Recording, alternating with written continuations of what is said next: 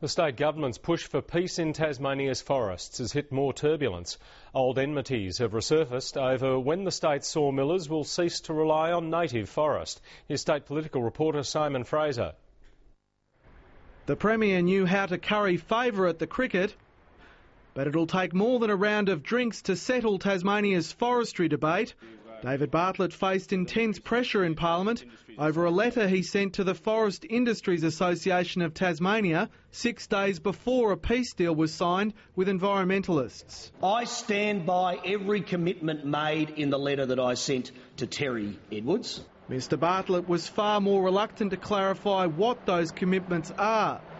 The association insists it's been promised an extension of wood supply contracts for at least another 17 years. This is a rock-solid guarantee from the Premier of Tasmania, and it was a condition precedent to us being in a position to sign on to the Statement of Principles document. I don't think any reasonable person would read the letter in that way. This afternoon, Mr Bartlett also released a letter to conservationists, reassuring them new contracts with sawmillers wouldn't undermine the implementation of the Statement of Principles.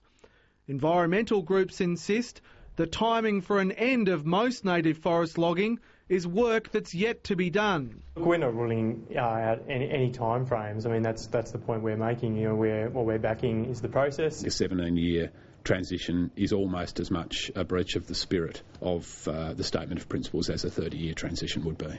The challenges facing the industry have been put in sharp perspective by a study from the Forestry Cooperative Research Centre.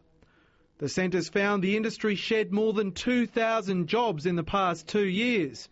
But it's not just native forest operations that are struggling. In the native forest sector, about 41% of jobs have been lost, and it's been about 20% of softwood plantation jobs and about a quarter of the hardwood plantation sector. The report also says more than 50% of timber workers are still employed in native forest operations.